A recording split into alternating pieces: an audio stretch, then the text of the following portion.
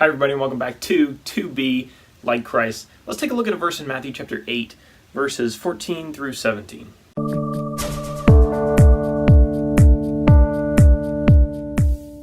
And when Jesus entered Peter's house, he saw his mother-in-law lying sick with a fever. He touched her hand, and the fever left her, and she arose and began to serve him.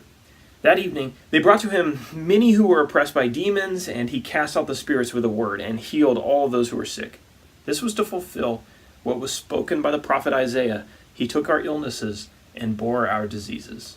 This verse is one of the prophecies about Jesus in that famous text in Isaiah chapter 53 of the suffering servant. My wife is a nurse, and she's about to be a nurse practitioner, and right now she works in a hospital.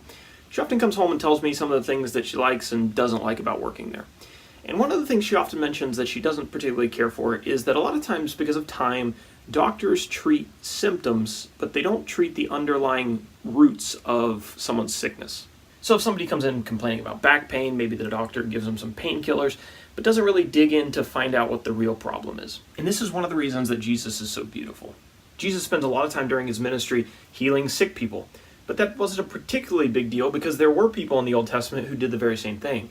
So what makes Jesus special? What makes Jesus special and really the great physician is that he has the ability not only to treat the symptom, but the root of the problem. In his case, the symptom is sickness, and the root is sin. We see that from Genesis chapter 1. Sickness and pain and suffering entered into the world because sin entered into the world. So, it's great that you can heal some sick people, but Jesus, we really need to take care of a bigger problem.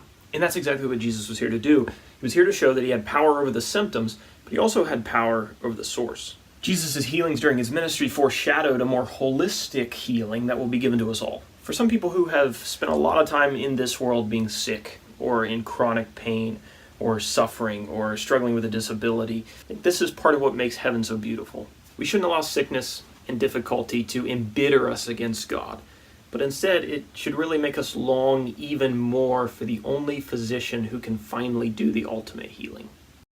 Thank you for watching. If you haven't subscribed to the channel, do so. We hit 1,000 subscribers, which is super exciting. Thank you for everyone who subscribed. Like the video, share it if it's been helpful to you so that somebody else can see it as well. I'll see you next time.